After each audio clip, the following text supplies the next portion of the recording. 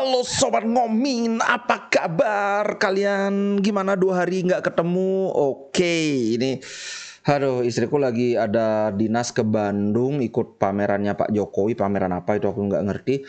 Nah, selama 2 hari ini ada beberapa berita, ada yang mungkin udah agak dingin, tapi anyway aku akan bahas saja. Walaupun berita ini sebenarnya di chat grup, dibuat member-member ini sudah bolak-balik dibahas, tapi kan nggak semua ikut grup kan. Nah, kita akan bahas dulu dari yang pertama soal Pavard. Wow, bapaknya Pavard bikin heboh lagi nih. Dia bilang bahwa apa yang terjadi antara dia dan Inter itu kesalahpahaman semata. Dia bilang soal Pimenta itu cuma mewakili Udinese saja. Jadi apa yang dinegosiasikan itu hanya mengikat antara Inter dan Udinese. Sedangkan apa yang terjadi antara komisi pemain gaji itu harusnya bukan Pimenta. Dengan kata lain dia bilang bahwa Pimenta ini bergerak atas inisiatifnya sendiri sih, kalau halusnya, kalau kasarnya itu ya suka membisahkan diri sendiri. Itu katanya si Mladen Samarsik. Mladen itu nama bapaknya. Nah, kemudian Pimenta membantah, dan dia membantah juga kayaknya kesal banget karena Pimenta ini bukan agen kaleng-kaleng, bukan anak kemarin sore, ini suksesornya Mino Raiola. Dia bilang intinya ya itu BS gitu. Ketika ketika Inter nelpon membicarakan tawaran terakhirnya itu, katanya mereka itu lagi makan malam di kota Milan dan itu ditelepon. Kemudian setelah itu wah udah sukses, udah deal bla bla bla, bahkan ada toast segala. Jadi ya memang bapaknya ini berkeli. Kemudian kalau ngomongnya ini aja kan he says kan gitu jadinya kan, dia ngomong ini, dia ngomong gitu. Tapi kemudian apa yang dikatakan oleh Pimenta ini juga dikonfirmasi oleh Kolarov. Kita sama-sama tahu siapa itu Kolarov kan, bukan pemain bukan sosok baru kemarin sore juga di sepak bola ini, legendanya. Pernah main di Inter tapi pas di Inter sudah menurun kan. Kolarov bilang ya aku menyesalkan kebohongan yang disampaikan oleh si Mladen. Ya, udahlah. Sekarang sudah si Samarsik kembali ke Udinese. Kemudian kita bahas Serie A dikit. Roma ini agak-agak kasihan ini. Pertama, mereka sudah selangkah lagi untuk dapetin Zapata, tahu-tahu diblok sama Gasperini. Pokoknya pelatihnya nggak mau kehilangan Zapata. Sudah gitu, mereka juga berminat sama Lukaku. Chelsea juga kayaknya oke, ayo kita nego. Tahu-tahu Lukaku mengulang kata-katanya yang dulu. Cuman kalau dulu dia bilang aku hanya inginkan Inter, sekarang dia bilangnya beda. Aku hanya inginkan Juventus.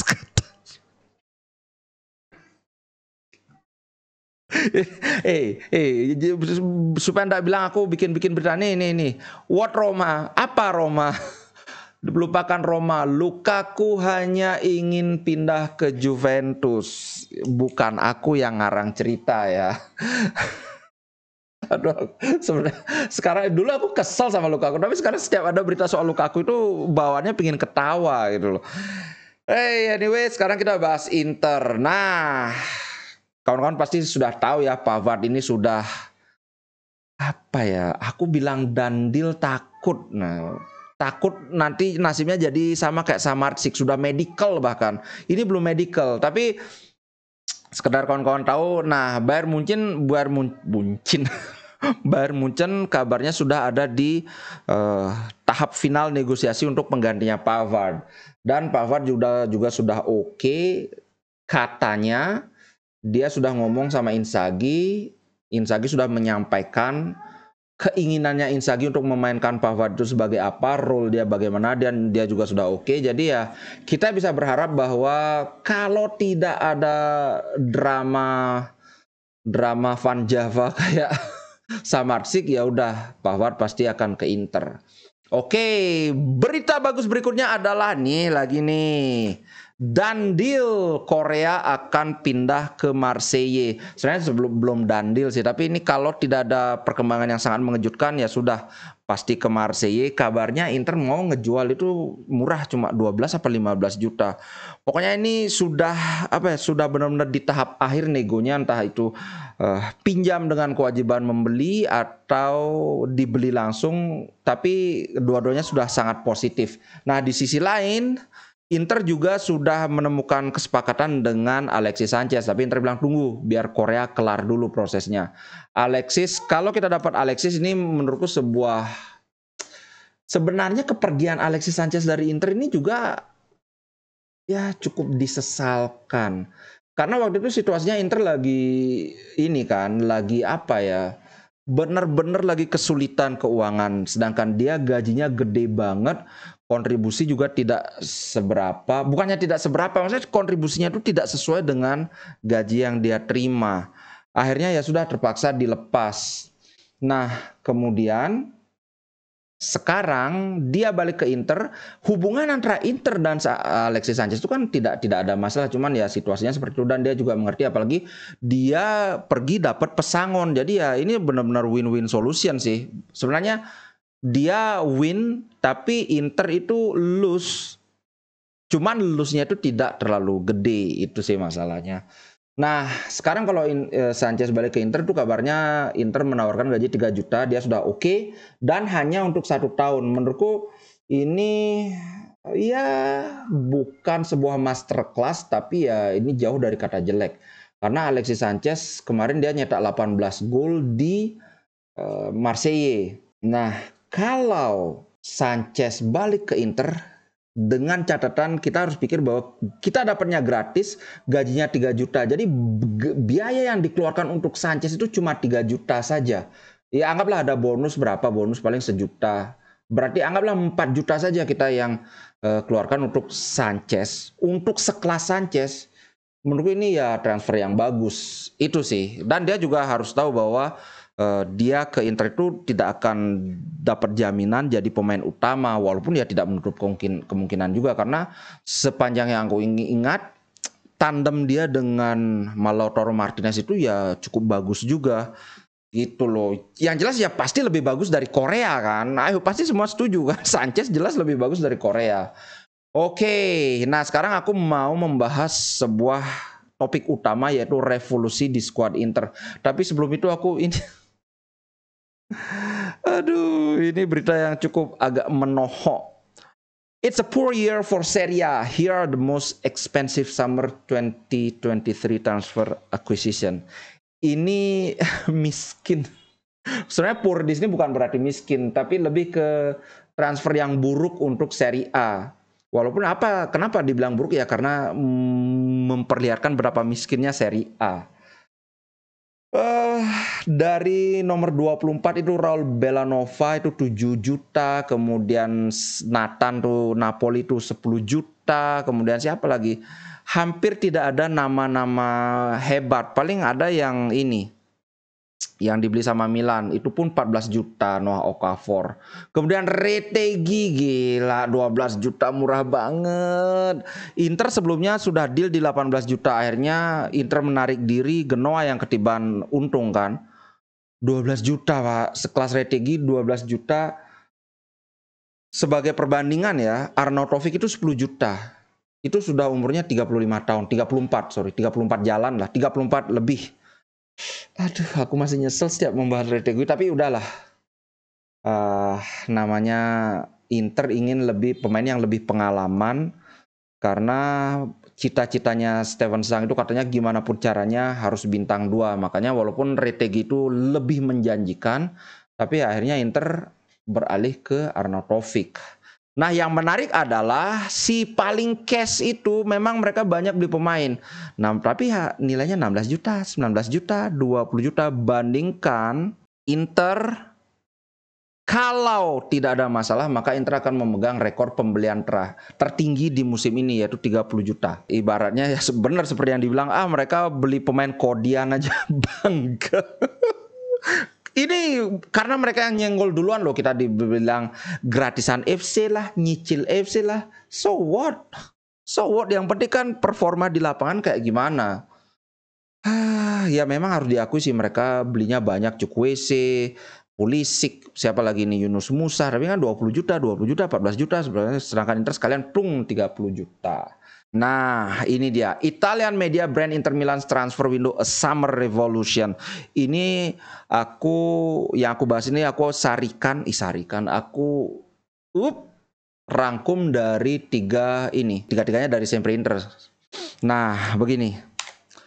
Kenapa ini adalah revolusi? Karena kita lihat per lini itu hampir semua berubah drastis. Di kiper, untuk pertama kalinya dalam sejarah Inter kehilangan 3 kiper sekaligus. Kalau kawan-kawan mungkin ada yang nggak tahu, tapi biasanya satu tim itu punya 3 kiper. Kiper pertama, kedua, dan ketiga. Tiga-tiganya lepas. Handanovic habis kontrak, kemudian siapa lagi satu? Kordas habis kontrak, Onana dijual 55 juta. Penggantinya sudah ada 3. Kemudian di lini belakang, Bastoni, Acerbi, De Vrij. Ini aja yang masih. Darmian juga kan. Tapi dengan kedatangan Pavard, maka kemungkinan besar Darmian akan jadi cadangan kan. Berarti dari 3 ini hanya 2 pemain lama. Satunya Pavard kan sudah hampir pasti. Kemudian naik ke lapangan tengah 3 itu Barella, Hakan, Miki. Brozovic hilang. Kemudian masuk Fratesi, kemudian Sensi juga masuk, tapi Sensi kan juga bukan benar-benar pemain baru juga. Ya, pemain yang habis mengembara kan. Kemudian di kiri Gosens hilang, masuk Carlos Augusto. Syukurnya melihat dari yang kemarin tampil di lawan Monza, ini kelihatannya upgrade. Menurutku walaupun sekarang Di Marco masih lebih bagus, tapi ini tidak jauh banget. Yang manapun akan jadi starter, kita tidak akan kehilangan kualitas di sayap kiri. Di sayap kanan, jelas kedatangan Cuadrado ini sangat potensial menurutku. At least 1 atau 2 musim Cuadrado masih akan bisa berbicara banyak. Dan ini juga berfungsi sebagai pesaingnya Dumfries, supaya tidak seperti musim lalu, mau jelek kayak gimana juga Dumfries dia aman. Karena apa? Pesaingnya Belanova lebih jelek lagi kayak gitu kan. Tapi sekarang kalau dia macam-macam ya Cuadrado dengan step over yang kayak gitu itu. Nah, kemudian di lini depan gila, Dzeko, Lukaku, dan kemungkinan Korea juga ini keluar. Yang sisa itu cuma Lautaro Martinez. Kemarin ada siapa lagi itu? Carboni juga udah keluar. Masuk Thuram sekarang. Thuram dan Arnautovic. Tambah satu lagi Alexis Sanchez. Jadi ini benar-benar revolusi. Nah, yang ingin aku bandingkan adalah beberapa pemain yang baru masuk dibandingkan pendahulunya ya. Pertama, Bisek. Bisek masuk, ini pemain belum jadi, terus terang aja. Tapi jelas di usia 21 tahun dia punya potensi yang sangat pesat. Kalau dia bisa bermain dengan bagus, dia akan jadi deputinya Bastoni dan mungkin bisa digeser ke center back tengah. Tapi kalau dia gagal, mungkin musim depan dia akan dipinjamkan. Yang jelas seharga 7 juta ya nggak bisa kita nuntut terlalu wow kok gitu mainnya, nggak bisa. Itu 7 juta, jangan lupa. Kemudian Augusto punya kecepatan, punya kualitas skill yang sangat bagus. Mungkin ya kalau dari segi dribble seimbang lah dengan Di Marco, tapi jelas dari segi fisik Augusto lebih bagus. Dan di udara juga dia lebih bagus. Cuman crossingnya Di Marco nggak ada obat, Pak. Itu keunggulan Di Marco. Dari stamina udah kalah, fisik udah kalah. Kemudian di sayap kanan Cuadrado udah aku bahas tadi, skillnya jelas di atas Dumfries. Tapi satu yang dia tidak punya yang dimiliki oleh Dumfries adalah hoki. Hokinya Dumfries itu nggak ada lawan, Pak. Lini tengah, di lini tengah Fratesi masuk. Menurutku lini tengah, menurutku pribadi setelah menganalisa, setelah bersemedi, aku berani mengatakan bahwa lini tengah kita upgrade.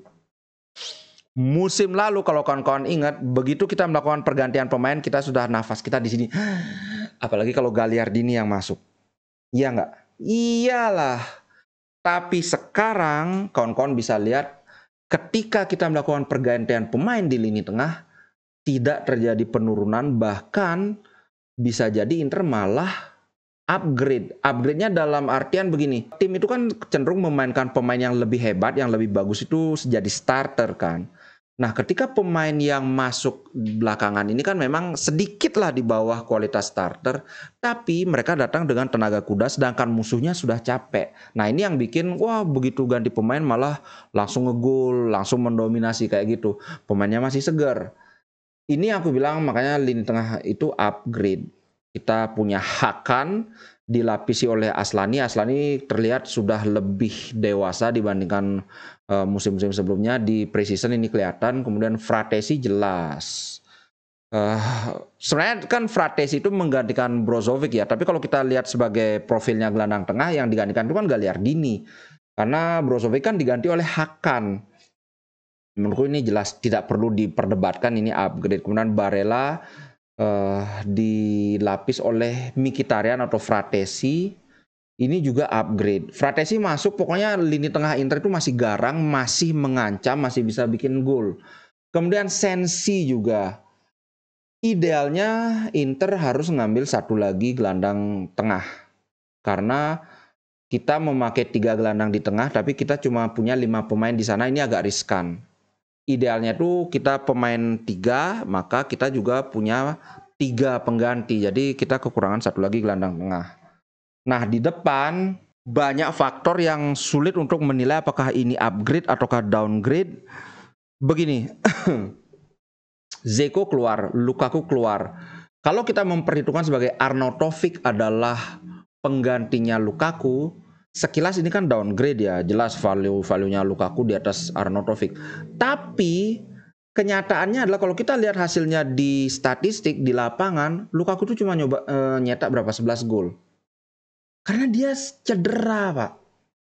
Sedangkan Arnautovic selama dia tidak cedera, seperti yang kita lihat kemarin di pertandingan lawan Monza, dia punya kontribusi yang sangat signifikan. Entah dia memecah kebuntuan dengan mengirimkan umpan kunci atau bahkan assist, atau dia menarik pemain bertahan lawan sehingga ada ruang yang lebih lebar buat Lautaro Martinez. Jadi susah melihat apakah Arnautovic itu beneran downgrade dari Lukaku, mengingat Lukaku itu tidak banyak bermain. Kita lihat aja nanti hasilnya ya. Nah, kemudian Thuram untuk menggantikan Dzeko. Sekilas ini upgrade, tapi ya belum tentu juga. Karena apa? Di preseason Thuram masih agak mengecewakan. Tapi bagusnya adalah kemarin pertandingan lawan Monza, kita sudah melihat Thuram sudah mulai mengerti bagaimana sepak bola dimainkan di Liga Italia, bagaimana kebiasaan pemain bertahan dalam mengantisipasi serangan, bagaimana cara membongkar pertahanan, dan yang paling terutama bagaimana Inter bermain dengan sistem yang sudah pakem. Walaupun dia belum ngegol, tapi kan dia sudah bikin peluang, kalau nggak salah ada 2 atau 3 peluang itu, dan gerakannya itu sudah mulai agak nyambung dengan pemain lain. Cuma ada beberapa kesempatan dia melakukan pergerakan yang bagus tapi nggak dikasih umpan sama Di Marco. Jadi menurutku walaupun sekarang belum kelihatan, tapi aku yakin Thuram akan menjadi sebuah upgrade bagi Dzeko. Banyak yang bilang, oh Dzeko ngegol terus. Ya itu kan mainnya di Liga Turki. Kalau dimainin Liga Turki, Thuram mungkin sudah baru pekan ketiga sudah jadi top scorer. Enggak, itu lebay. Jadi itulah, nggak usah kita, Dzeko itu sudah memberikan yang terbaik untuk Inter. Sekarang bukan Inter yang menendang Dzeko, tapi Dzeko ditawarkan gaji yang lebih bagus di sana, sehingga Inter menawarkan, tentu saja ditawarkan dengan gaji yang lebih sedikit, dan dia memilih ke sana. Ya kita respect lah, karena memang Inter nggak bisa ngasih gaji yang sebanding dengan itu. Jadi ya gitu guys. Menurutku aku cukup pede mengatakan bahwa secara umum skuad kita mengalami perbaikan, mengalami upgrade dibandingkan musim lalu. Itu menurutku ya. Bagaimana menurut kawan-kawan? Apakah setuju ataukah tidak setuju? Wah, ini Suning jualin pemain. Oh ya, yang downgrade yang jelas itu ya pastilah di posisi goalkeeper ya, jelas Onana diganti Sommer. Cuman apakah downgrade-nya ini jauh banget downgrade? Menurutku sih enggak, tapi kita akan lihat lagi. Si Sommer ini kan temporary solution kan. Ini solusi sementara. Musim depan kemungkinan Inter akan nyari kiper yang lebih paten lagi. Oke, itu dulu untuk konten kali ini. Semoga bisa menghibur kehausan saudara sekalian akan berita dan pembahasan tentang Inter. Oke, sampai jumpa di konten berikutnya. Sorry untuk mungkin selama 4 hari ke depannya aku belum bisa live dulu karena anakku sakit. Kemudian ya aku harus menidurkan anak-anak. Nggak bisa aku tinggal di sini live. Nanti mereka nangis kayak minggu depan baru bisa aku live. Oke, ciao, sampai jumpa. Inter Milan di dadaku, biru hitam warna darahku. Level winnernya Itali tidak pernah degradasi. Inter Milan kebanggaanku.